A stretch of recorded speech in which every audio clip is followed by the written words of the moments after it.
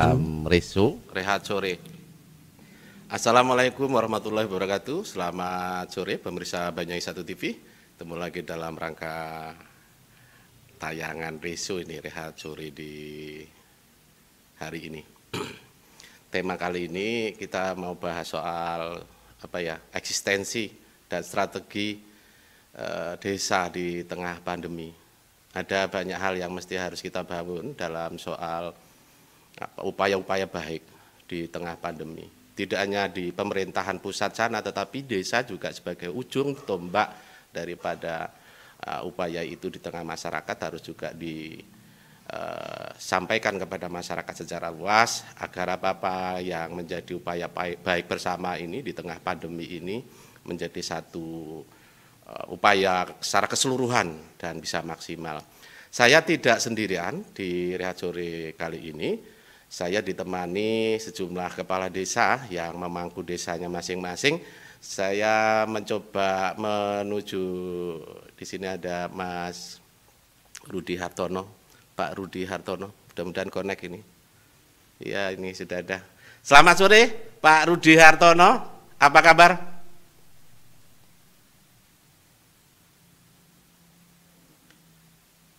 Alhamdulillah. Oke, satu lagi kepala desa yang lain yaitu di Gumire ada Mas Murai. Mudah-mudahan juga connect. Selamat sore Mas Murai, Pak Murai. Apa kabar? Kabar baik. Selamat sore Kang Bin. Sehat selalu. Amin, amin, amin. Alhamdulillahirabbil alamin. Semoga semuanya sehat. Panjenengan yang mewakili dari sekian banyak kepala desa di Banyuwangi.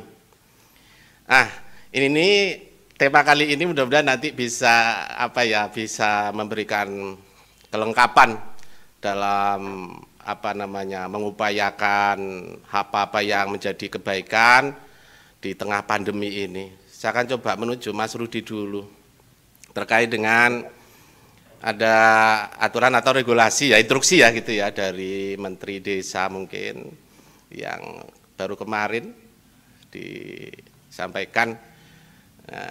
Ini bagaimana desa ini merasakan keberatan atau bagaimana ini mungkin bisa disampaikan Mas Rudi sebagai kepala desa di Kaliploso, Kecamatan Culuring, Banyuwangi. Silakan Mas Rudi. Kita santai saja karena Rehat Sore ini programnya. Silakan. Ya, terima kasih. Selamat sore Mas Bin, selamat sore senior saya, Kanda Murai, Ades Gumire, dan para pemirsa sekalian yang saya hormati. Sore hari ini menarik untuk menjadi kajian bersama dan untuk diketahui oleh masyarakat terkait bagaimana sebetulnya desa ini berperan secara utuh untuk membangun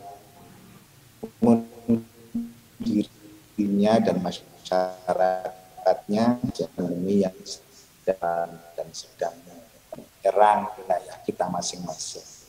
Ini adalah bencana yang tidak sifatnya lokal, tapi seluruh penjuru dunia merasakan dan sedang tertimpa musibah. Pada prinsipnya memang desa dalam konteks penyikapan terhadap musibah yang terjadi ini memang menjadi garda terdepan dari upaya-upaya untuk menanggulangi dan mengantisipasi penyebaran COVID itu sendiri. Langkah-langkah sudah disusun otomatis. Sekarang di desa juga ada satgas. Kebijakan anggaran juga harus disusun oleh desa melalui petunjuk-petunjuk baik dari kabupaten maupun dari pusat. Semua bermuara pada upaya untuk penanggulangan pandemi secara strategis, secara struktural. Nah, peran penting desa memang sejauh ini sangat luar biasa. Program-program yang sifatnya bantuan pada masyarakat, baik tunai maupun non-tunai, ini menjadi satu warna dalam postur APBD kita. Terbaru bahkan kurang lebih 4 hari lalu ada surat edaran bersama dari Kementerian Desa, Kementerian Dalam Negeri, sekaligus Kementerian Keuangan terkait dengan bagaimana kemudian desa ini memberlakukan pola distribusi bantuan BLT itu dengan standar aturan yang terbaru adalah pemerintah pusat membuat persentase standar. Jadi kalau dulu perintahnya cuma 2, BLT DD itu pokok nilainya 300.000 selama 12 bulan.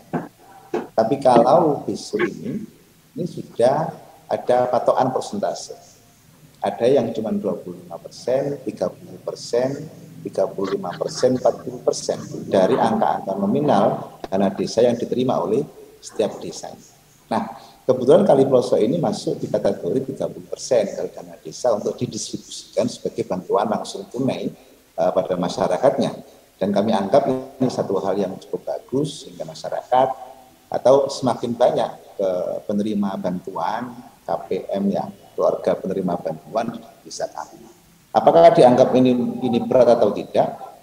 Sejak awal Kali Ploso ini malah desa yang melebihi target dari standar persentase tersebut. Kita masuk di angka 65% sebetulnya. 159 saya kalikan 12 kali 300.000. Dana desa saya cuma 916 juta. Nah, artinya ketika pemerintah pusat memberikan satu arahan atau surat edaran bersama dari 3 kementerian itu, kita sudah tidak lagi bersikap kaget atau ya apa gitu ya, karena memang kita sudah bersiap sejak awal. Bahkan lebih, kita sudah 65%. Kebijakan itu dirasa memang saya salah satu yang terlibat dalam diskusi awal pada hari Senin bersama Pak Direktur BMD waktu itu, bahwa capaian dari BLTDD, jumlah capaian dari BLTDD dari bulan ke bulan ini mengalami grafik penurunan. Nah, kalau tahun kemarin capaian secara nasional itu kurang lebih 8,5 juta penerima bantuan dalam program BLTDD. Tapi tahun ini tidak sampai angka itu, bahkan menurun. Dalam presentasi kemarin saya melihat sampai di bawah 4 juta. Nah, ini menjadi keresahan bersama, bahkan Pak Presiden kita pun menganggap bahwa desa malah tidak berperan aktif dalam urusan memberikan bantuan langsung tunai pada masyarakat. Nah, sehingga dibuatlah standarisasi persentase itu. Nah, standar persentase. Berarti yang dana desa 700 sampai 800, 25%-nya untuk BLT. Yang 900 sampai 1,2 juta itu dana desanya 30% untuk BLT-DD. Ada juga yang 1,2 sampai 1,5 atau 6 itu atau 2 miliar itu kurang lebih 35%. Nah, negara ini sedang ingin membantu masyarakatnya melalui desa. Bahkan Pak Menteri sendiri cukup berstatement keras dalam SE itu, kalau desa tidak mampu menyalurkan BLT dana desa sesuai dengan anjuran dan arahan pemerintah, maka biarkan saya, kata Pak Menteri, yang menyalurkan. Jadi dana desa langsung dipotong langsung kalau kita tidak siap terhadap regulasi atau aturan yang sudah Pak Menteri buat. Nah, sehingga insya Allah dalam waktu dekat minggu ini kita akan adakan musdesus, musyawarah desa khusus menyangkut BLT dana desa itu. Kalaupun toh di kami sudah melebihi 30%, maka kita akan hanya menyesuaikan saja agar kemudian ke depan ada satu upaya mendekati benar, mendekati terhadap kepatuhan desa terhadap pemerintah di atas kita. Hal yang paling mendasar dari aturan kemarin adalah Musdes tetap menjadi satu forum tertinggi. Ini keren. Pemerintah mencoba selain memberikan banyak instruksi, menempatkan Musdes ini sebagai satu forum tertinggi desa untuk mengambil kebijakan dalam hal-hal yang memang nantinya menjadi kebijakan desa. Maka desa lebih berdaulat, desa lebih punya eksistensi, desa bisa ada pada dirinya sebagai desa. Nah, Musdes ini menjadi hal yang penting. Sembari kita menaati aturan yang sudah diedarkan oleh 3 menteri tersebut. Nah, itu salah satu bentuk bagaimana desa dengan dana desanya memberikan bantuan langsung tunai pada masyarakat. Nah, dalam konteks lain memang desa ini harus terus memupuk subur yang sifatnya gotong royong dan seterusnya. Nah, dalam konteks ini saya kembalikan dulu ke Mas Bin. Oke, jangan dibahas dulu ke soal gotong royong. Saya juga kepingin tahu ini desanya Pak Murai ini, Desa Gumireh ini, terkait dengan regulasi atau mungkin surat edaran yang diberikan oleh Menteri Desa ya. Gimana nih Mas Murai? Apa yang sudah bisa diupayakan ini untuk kesejahteraan, kesehatan, dan agar ekonomi juga bergeliat di tengah pandemi ini? Silakan Mas Murai. Selamat sore Kang Bin. Serta pemirsa Banyuwangi TV. Terima kasih. Jadi kami para kepala desa khususnya di Kabupaten Banyuwangi saya kira sudah taat sama hukum. Apa yang disampaikan Mas Rudi Kaliploso tadi, sahabat saya tercinta tadi, sudah pas kayaknya. Kalau bicara regulasi, aturan, surat edaran, kita semua menikmati hal itu. Tergantung bagaimana kami, para kepala desa ini bersama perangkat desa dan aparatur pemerintah desa menyikapi. Jadi enjoy aja, walaupun di sana sini masih banyak keluhan. Artinya apa yang disampaikan Mas Rudi, surat edaran datang terus, tiap bulan ganti, tiap bulan ganti. Sehingga kita disibukkan apa yang disampaikan Mas Rudi. Benar, hukum tertinggi kita itu undang-undang desa. Tetapi karena ini sebuah wabah dan bencana, terpaksa kita harus mengikuti surat edaran. Walaupun kami para kepala desa harus arif dan bijaksana, yaitu Musdes itu hukum kami. Karena apa? Yang memimpin Musdes itu adalah BPD, yang menghadiri Musdes itu adalah perwakilan dari pemerintah desa, dan isinya RT RW, tokoh perempuan, tokoh masyarakat, tokoh agama. BPD yang mimpin, sehingga surat edaran tidak mutlak atau absolut harus diikuti, tetapi tetap menyesuaikan keadaan serta kemampuan desa itu. Seperti yang disampaikan Mas Rudi tadi, benar. Jadi tentang pandemi ini kita harus banyak ngelus dodo Mas Bin. Jare wong Gemere kudu sabar, kudu tulus mensikapi. Jadi itu dari kami para kepala desa mewakili lah. Jadi satu tekad, yaitu demi masyarakat yang kita emban bersama, karena kita ini dipilih oleh masyarakat setempat. Oleh karena itu kesehatan, pelayanan, serta ngayomi dan ngayemi itulah tujuan kita. Jadi di era pandemi ini kalau di desa kami berdampak bagi warga kami yang kerja di perusahaan, sopir ataupun ikut di luar kota lah. Yang kayak perantau-perantau itu lagi menjerit, kayak yang di Bali, yang di luar kota. Tapi masyarakat kami yang di dalam, yang tidak kemana-mana, yaitu buruh, tani dan petani, saya kira enjoy. Karena apa? Ya namanya petani, apa yang dibingungkan? Beras ada, cari kulupan, cari sayuran ada. Kalau pengen ikan cukup di sungai, mancing atau apa, cari wong Gemerin dudul, oh no Mas Bin, ada. Artinya tidak begitu kesulitan. Bagaimana yang di kota dan perantau? Ini yang menjadi tolak ukur kita. Yang diberhentikan dari pekerjaannya, ikut perusahaan, ya ada yang sopir, ada yang di perusahaan ini, itu dan seterusnya. Itu yang menjerit. Jadi kami ini kesulitannya di sana. Sedangkan apa yang disampaikan oleh data, Pak ini Pak Edris, itu tidak bisa kita ketika mengajukan langsung dapat. Ketika kita mengusulkan langsung dapat bantuan. Apa yang digembor-gemborkan oleh pemerintah, baik pemerintah pusat, provinsi, kabupaten, yang sudah diproteksi dengan segala macam dan nama bantuan-bantuan. Bahkan uang kami habis untuk memproteksi BLTDD, apa yang disampaikan tadi. Jadi itu, jadi kami mohon maaf, kami menjalani dengan sungguh-sungguh bersama perangkat kami, bersama RT RW kami, bersama semua Babinsa, Babin Katimas, Polsek, Camat dan Ramil, semua berjibaku tentang pandemi ini. Jadi kalau ada orang yang ngomong macam-macam itu perlu dibaiat itu hatinya. Bahwa kami ini yang dibawa ini sudah pontang-panting, sudah tidak usah dipameri bagaimana tentang kesetiaan terhadap masyarakat, bagaimana kita melayani masyarakat. Kalau sistem apa yang disampaikan Mas Rudi Kaliploso tadi benar, semua tersistem anggaran, walaupun SE-nya tidak pernah janjian sama kita.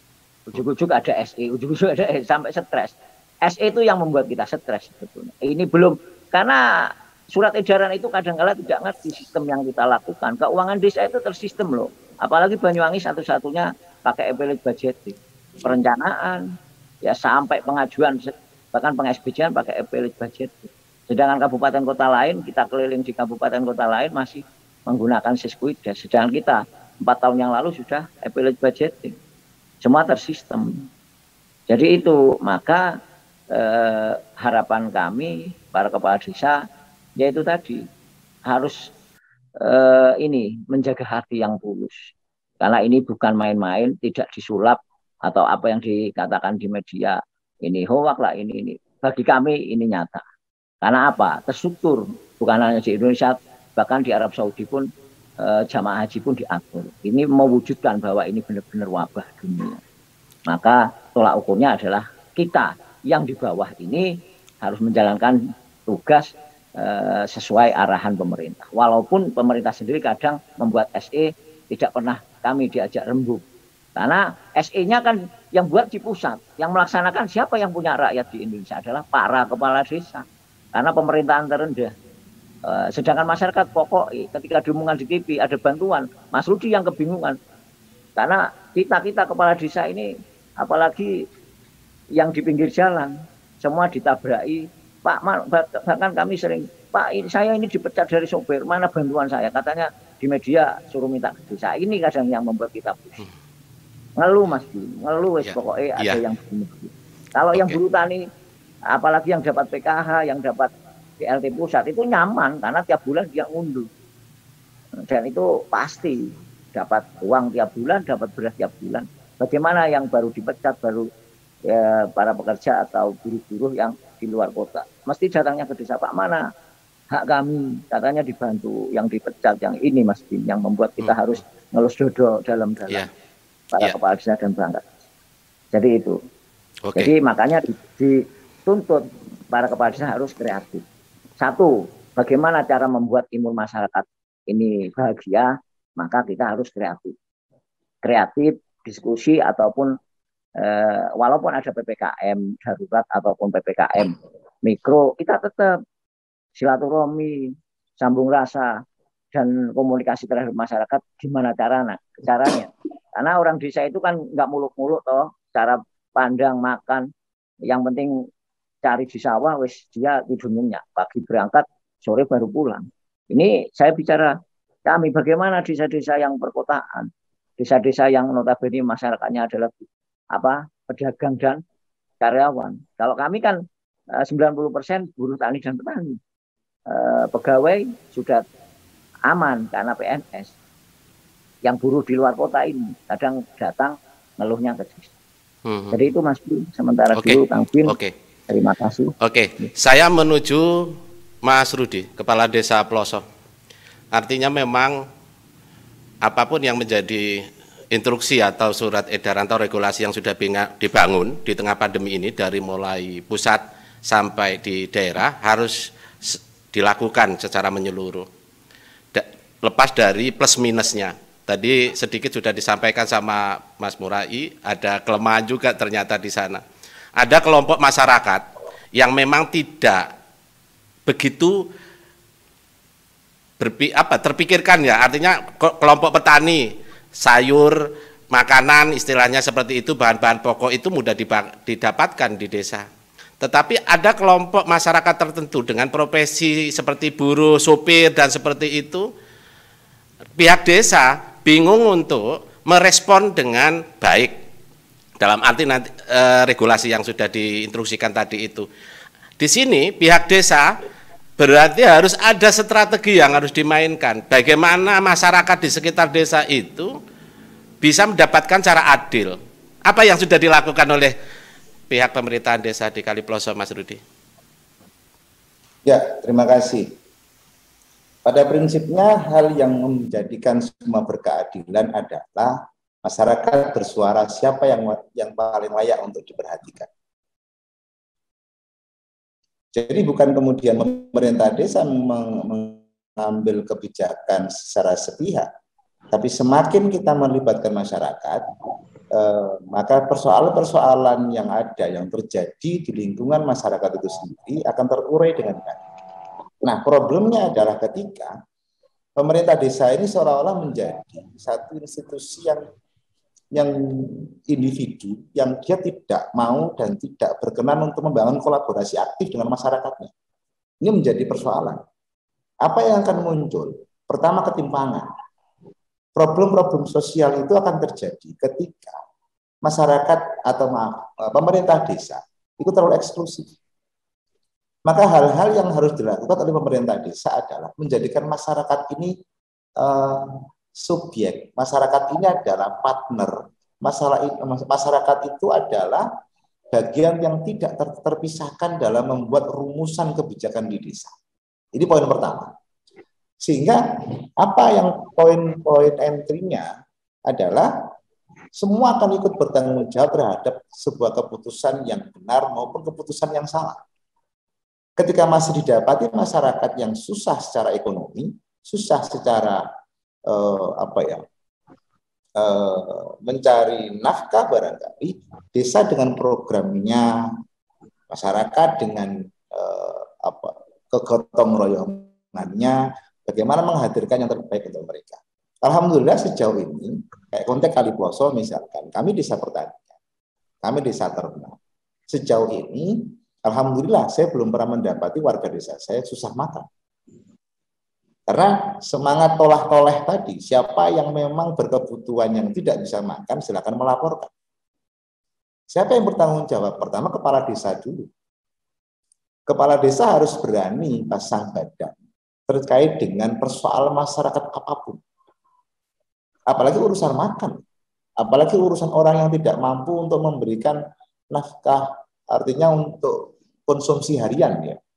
Sehingga alhamdulillah sejauh ini desa saya, mungkin desa teman-teman yang lain kayak di Kandamurai misalkan, sama, kita di pertanian. Alhamdulillah ya buruh masih ada, meskipun hari ini jujur sektor pertanian ketika diberlakukannya PPKM level 3, level 4 ini, harga-harga pasca panen mulai menurun. Tapi ini patut untuk menjadi catatan bersama, bagaimana kemudian sektor pertanian itu tetap berjalan. Hari ini, pas hari inilah di balai desa saya ada salah satu perusahaan yang sedang ingin mengajak desa kami untuk berkolaborasi di sektor pertanian. Adalah komoditas bunga matahari. Bunga matahari ini sedang mau dibudidayakan dengan kontrak kerjasama, lumayan harganya cukup tinggi sekali, sehingga nanti ketika sektor pertanian yang biasa, sayur harga turun. Nah, kita melakukan strategi untuk mengkontrakkan diri kita, pertanian kita, komoditas yang akan kita tanam dengan sebuah perusahaan yang memang menjanjikan pendampingan, menjanjikan harga yang lebih pasti, menjanjikan satu pengawasan terhadap sektor budidaya itu sendiri. Sambil kita belajar. Salah satu poin plus kita kerjasama adalah kita belajar pertanian. Saya selaku kepala desa ketika membantu mendatangkan satu program misalkan, visinya sederhana. Bagaimana masyarakat desa itu mendapatkan edukasi terhadap perusahaan yang sudah dikontraktual, membangun kontrak dengan mereka. Nah, peningkatan kapasitasnya siapa yang bikin? Adalah perusahaan, sembari pemerintah desa menghadirkan program tersebut. Oke, ya itu di desa Kaliploso ya. Bagaimana dengan di Gumireh ini? Jadi selain memang bukan mengandalkan ya, artinya memang sudah ada fasilitas yang sudah diberikan, yang sudah disalurkan, petunjuk-petunjuk yang mesti harus disalurkan, regulasi yang sudah diberikan dari pusat itu, desa tadi, Desa Kaliploso mencoba untuk sumringah gitu ya, mencoba untuk berupaya bagaimana ada hal-hal yang lebih yang bisa juga dijadikan sebagai nilai manfaat kepada masyarakat, kepada desa. Kalau di Gumere bagaimana? Hampir sama Mas Bin. Persoalan tataran nilai. Kalau Kaliploso itu dan seterusnya, Srono ke selatan itu, mulai Srono, ya, Bangurejo, Purwoharjo, Tegal Delimo sampai Sanggar, tingkat peradabannya beda. Kalau wilayah utara ini, Senonjuru, Kabat, Rego Jambi, dan seterusnya, ini kan kelompok Osing yang notabene ini banyak buruh tani. Kalau di selatan kan terkenal petani buah naga, petani modern lah, petani maju. Kalau di utara ini kan lumbung padi. Kayak di desa saya ini padi-padi pantun. Jadi selama 3 tahun 3 kali padi, maka ya mohon maaf, kalau urusan beras kami tidak kebingungan. Apa yang tak sampaikan tadi, ada 7 sumber bantuan dari pemerintah. Nah, persoalannya ada kalanya perantau yang baru datang, serta orang yang biasa kerja rutinitas dan dibayar bulanan atau mingguan. Hari ini, apa yang disampaikan Mas Wi tadi, sudah tidak bekerja lagi karena perusahaannya lagi kolaps. Ini banyak. Yang inilah yang kemarin apa yang disampaikan Mas Sudi tadi, kami para kepala desa di Kabupaten Banyuwangi sudah memusdeskan. Kenapa ada 7 sumber? Sumber pertama BLT pusat, kemudian PKH, kemudian ada BST, ada lagi bantuan dari kabupaten yang berupa sembako dan yang lain-lain. Kemudian desa sendiri ada BLTDD. Jadi ada sumber-sumber dari provinsi dan yang lain. Jadi kalau kita hitung ada 7 kamar bantuan untuk rakyat. Saya kira kadang-kala orang di desa saya sendiri yang sepuh-sepuh itu, kalau jenengan mau masuk ke ruangannya itu berasnya menumpuk Mas Bi. Karena pas panen itu mohon maaf, di daerah kami terutama pertanian yang padi-padi pantun 3 tahun, setahun 3 kali tanam padi itu rata-rata menumpuk berasnya masyarakat itu. Kalau makanya pandemi ini berdampak, tapi tidak seperti wilayah perkotaan sahabat-sahabat kami kayak Genteng Kulon, Rogo Jambi, yang perkotaan rakyatnya itu mengandalkan dari perdagangan. Artinya mayoritas dagang. Kalau yang petani, mohon ayo diuji. Warga tani itu nyaman, walaupun katanya Mas Sudi ketika panen padi sekarang tidak sampai 4.000 loh. Padahal standarnya harus 4,5, 4.500. Tapi dari wong Osing, ketika panen tiba, orang gagas itu, warga-warga kami yang seneng ngasak itu, dari wong Gemere gagas, itu pulang itu karungan juga karena panenannya ratusan hektar. Dia dari tempat yang satu ke tempat yang lain tiap hari dilakukan. Maka dampaknya sangat kecil sebetulnya di desa itu. Cuma yang berdampak yang jualan-jualan itu. Maka kami berharap, kemarin saya bilang ke Pak Camat, ke Pak Kapolsek, oke saya sepakat ada PPKM. Tapi jangan terlalu keras Pak. Harus human. Harus apa ya, jangan pakai kekerasan. Tugas kita aparat itu hanya mengingatkan. Ingat, kalau undang-undang kekarantinaan kita sudah semua tahu harus dikasih makan. Bahkan hewan ternak dikasih makan. Kalau PPKM darurat, ya wes diingatkan. Jaga jarak, pakai masker, jangan bergerombol dan berkerumun. Itu sudah mengikuti masyarakat. Bahkan Jumatan dibatasi, artinya ada jarak di desa kami. Bahkan kami mengumumkan pakai URC. Ketika ini penyemprotan, berjibaku dengan masyarakat, kemudian data masyarakat yang sedang isolasi mandiri atau luar kota, itu kita data melalui RT RW dan dusun. Sampai sebegitunya kita, walaupun tanpa operasional. Kami ini kan disuruh mati dulu Mas Bin. Sejak PPKM Mikro yang pertama, pandemi yang pertama, sampai hari ini tanyakan kepala desa. Tanpa dibekali operasional, alat pendindung diri pun tidak ada. Dulu yang pertama apa ada anggaran, sekarang kan dianggarkan apa yang disampaikan Mas Rudi harus 30% dari DD. Kemudian harus menganggarkan lagi 8% dan seterusnya. Itu kan baru tahun 2021. Bagaimana yang kemarin 2020? Kita pontang-panting, bergotong royong dengan masyarakat. Sampai uwing, sampai apa wis yang bisa untuk nyemprot, disemprotkan. Kita urunan Dan kita suruh mati dulu. Kenapa suruh mati dulu? Mana ada pelindung dirinya, mana ada anggarannya. Bahkan sampai hari ini tidak ada operasional untuk RT, untuk Pak Owo, untuk masyarakat, terutama kami yang di bawah ini untuk menangani ini. Tidak ada. Bahkan uang kami yang di DD, apa yang disampaikan Mas Budi, sudah harus untuk masyarakat. Itu Mas. Maka kembali lagi, kata kuncinya harus sabar. Karena ini wabah. Ya, handphonenya sampai roboh. Ya, saking asiknya ini menyampaikan apa yang terjadi di desanya ini, Mas Murai atau Pak Ruai. Luar biasa. Ada banyak kendala memang. Tapi tadi itu terakhir yang disampaikan oleh Mas Murai, karena ini untuk keselamatan masyarakat, kesehatan masyarakat, sehingga dampak-dampak yang membuat dirinya atau pihak dari kepala desa ini mumet itu dipikirkan dulu lah kira-kira gitu. Ya, jadi fokus terhadap bagaimana warga ini nyaman, warga ini sehat dan selamat semua. Kira-kira begitu. Padahal kalau ngomong jujur, kalau ngomong mumet semua ya kepala desa. Tapi bismillah bareng-bareng. Tergantung batin. Ya, itu tadi bahasa sabar itu maknanya kalau dibahas bisa sampai subuh ini. Mas Rudi, silakan ditambah Mas Rudi. Oke,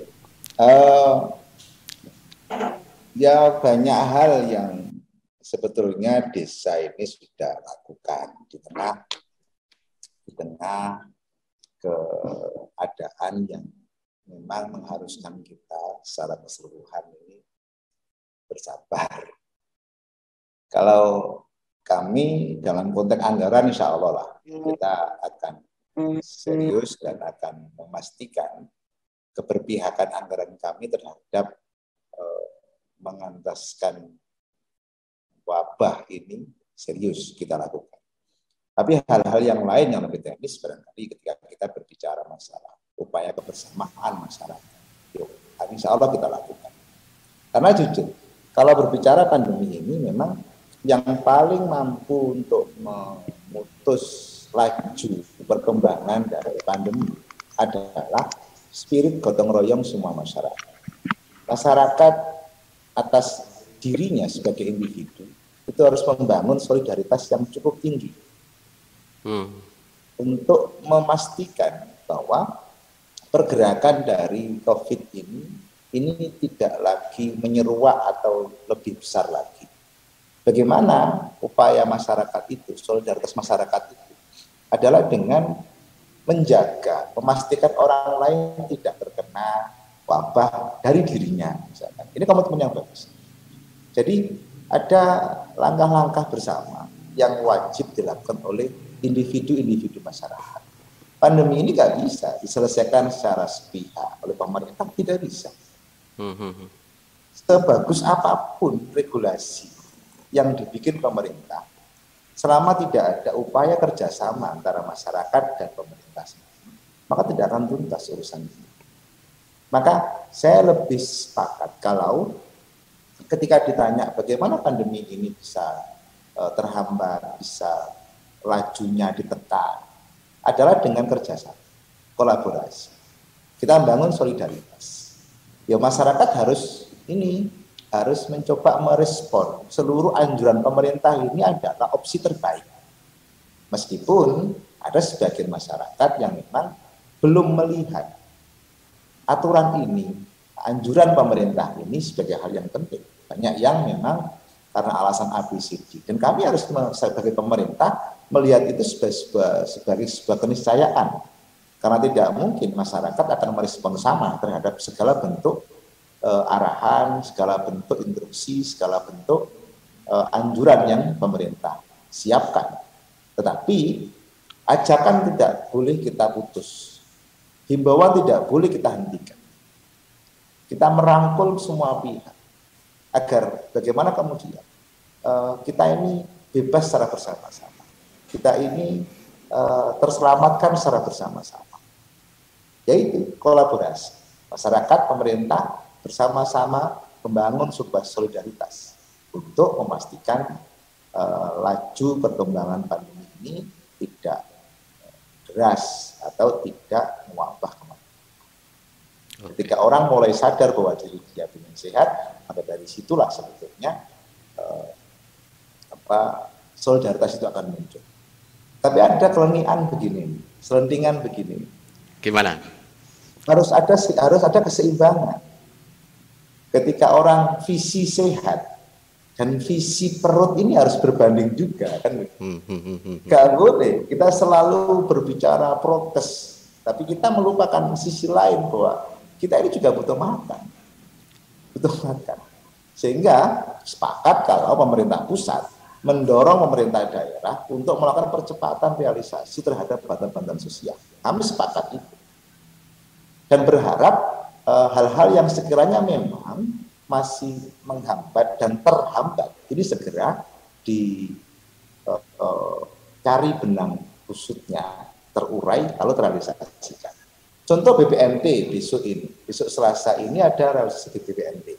Di kami itu bulan 7, 8, 9. Malah 3 bulan kita disubsidi pemerintah di saat musim PPKM darurat, level 4 ini ya. Langsung 3 bulan. Sehingga masyarakat menerima bantuan cukup banyak. Nah, ini salah satu ikhtiar pemerintah agar persoalan perut ini juga terurai.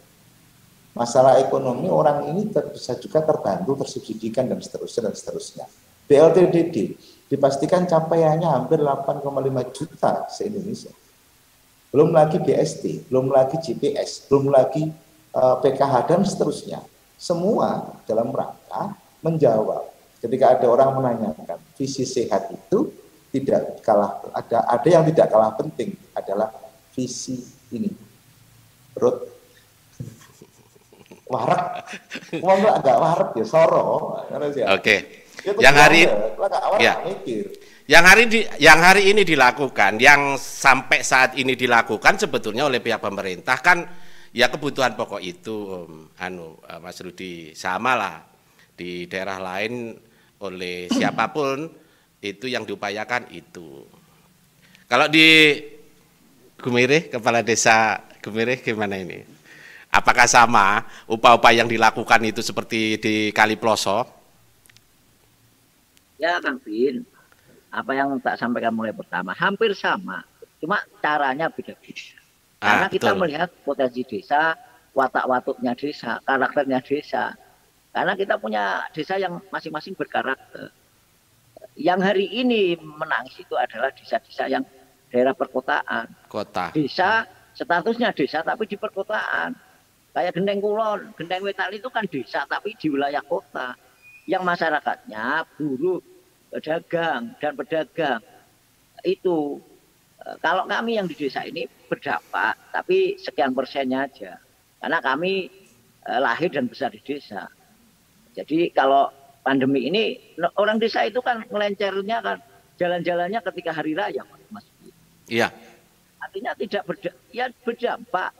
Yang menjadi permasalahan itu ketika ada penduduk yang merantau datang, yang tidak masuk data hasil musdes, yang tidak tercakup di bantuan-bantuan yang 7 tadi.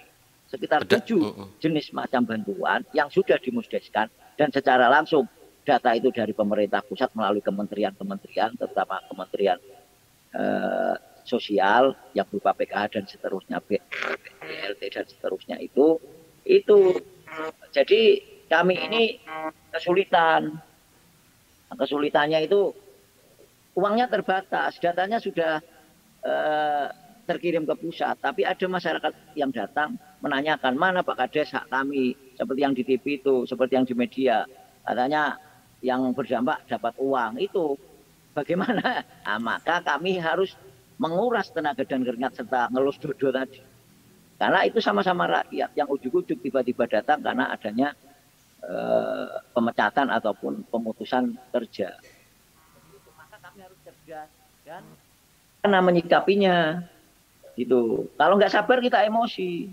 Ya. Maka butuh kesabaran, nilai spiritual di batin dan kemasyarakatan yang tinggi. Menjaga imunitas minimal atau bisa menghibur lewat telepon atau lewat pengajian ataupun lewat jamaah agar kita tabah. Karena ini bukan hanya fisik, tapi mental harus terukur dan teruji menghadapi pandemi ini. Itu. Oke, luar biasa. Memang diuji betul ini kepala desa seluruh Indonesia termasuk di Banyuwangi. Para kepala desa harus lahir batin ini untuk bisa tetap menjadi nilai manfaat kepada masyarakat yang dipimpin di desanya masing-masing. Tentu tidak mudah. Ini pasti, dan saya meyakini bahwa ada hal-hal yang memang harus dijadikan ada hal yang istilahnya kalau orang dagang, tiap kepala desa, ada banyak yang dijadikan rugi itu menjadi motivasi. Kalau ngomong rugi-rugi banyak kepala desa, kira-kira begitu. Waktu dan segala macam lah, tenaga dan segala macam lah.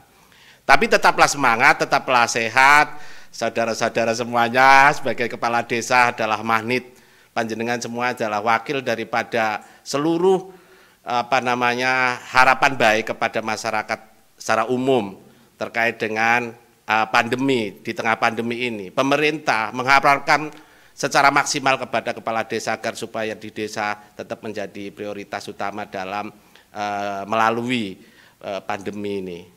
Ada harapan terakhir, silakan Mas Rudi dulu, monggo sebelum ditutup.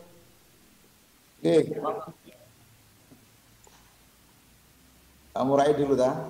Oke, monggo Mas Murai, monggo silakan. Terima kasih Kang Bin, Mas Rudi, dan pemirsa Banyuwangi 1 TV. Ini program bagus, perlu didengar, perlu ditelaah. Kami para kepala desa, kami para pengayom pelindung masyarakat yang paling levelnya tingkat bawah, mohon doanya. Masyarakat satu yang saya minta, berdoa dan patuh sama aturan. Karena apa? Tanpa kerjasama apa yang disampaikan Mas Rudi, gotong royong, hati yang tulus, serta spiritual yang kuat untuk menjalani ujian dari Allah ini, kita akan musnah dan terkubur. Maka imun dijaga. Tidak perlu kita daki-daki atau ngomong yang macam-macam, tapi kebersamaan, naluri kejiwaan kita bersama aparatur pemerintah desa dan masyarakatnya itu yang perlu kita. Kalau bantuan sudah tersistem, tidak bisa diotak-atik, itu sudah tersistem se-Indonesia. Kami hormat saja, walaupun di sana ada musuh. Tapi membangun nilai spiritual yang kuat di desa itu lebih arif dan bijaksana. Itu. Mantap. Silakan Mas Rudi. Oke, terima kasih. Ini statement terakhir dan ajakan bersama-sama pada seluruh pemirsa bahwa proses penanggulangan pandemi COVID-19 itu tidak mudah. Membuat pemerintah memberlakukan banyak strategi sampai pada hari ini mungkin di level PPKM darurat. Namun semua yang diupayakan pemerintah ini tidak banyak berarti dan tidak banyak untuk maknanya kalau semua pihak tidak memberikan dukungan yang bersama-sama. Artinya tidak ada istilah pemerintah itu bisa berhasil kalau apa yang sudah diikhtiari pemerintah itu sendiri tidak direspon positif sama masyarakat. Maka butuh kebersamaan. Sebagaimana Kanda Murai sampaikan tadi bahwa kita ini patut untuk membangun kebersamaan. Berdoa bersama-sama, berikhtiar bersama-sama. Senyampang kita sedang merasakan musibah bersama-sama. Karena semua akan berlalu, insya Allah. Semua akan berlalu, insya Allah. Karena ini musibah, tidak hanya Indonesia, tapi seluruh dunia. Oleh karena itu, saya mengajak semua pihak, saudara-saudara sekalian, se-Banyuwangi, agar membangunnya di awal dari diri sendiri. Ketahanan diri kita. Bagaimana kita memberikan kontribusi bagi ketahanan masyarakat juga, yang merupakan pelaksanaan dari nilai-nilai gotong royong itu. Yuk bersama gandeng renteng dalam mewujudkan desa yang lebih berdaya, desa berdaulat, dan kita mampu melewati pandemi secara bersama-sama dengan penuh keteguhan dan keteguhan. Terima kasih. Oke, terima kasih Mas Rudi, Mas Murai. Salam keluarga, semuanya sehat dan semuanya masyarakat desa tetap semangat membangun kebaikan-kebaikan ini dan tetap menggunakan protokol kesehatan agar apa-apa yang menjadi kendala di tengah pandemi ini semua bisa berlalu dengan baik dan kita kembali normal seperti sebelumnya. Terima kasih sekali lagi waktunya. Matur nuwun, tetap semangat. Saya tinggalkan ke studio. Baik pemirsa Banyuwangi 1 TV, itulah tadi acara reso kepada sejumlah kepala desa di Banyuwangi. Mudah-mudahan menjadi nilai manfaat dan kami mewakili kru Banyuwangi 1 TV, mohon maaf dengan segala kekurangannya. Sampai ketemu lagi dengan acara yang sama. Assalamualaikum warahmatullahi wabarakatuh dan selamat sore. Ketemu lagi dalam program Reso Rehat Sore. Ketemu lagi dalam program Reso Rehat Sore.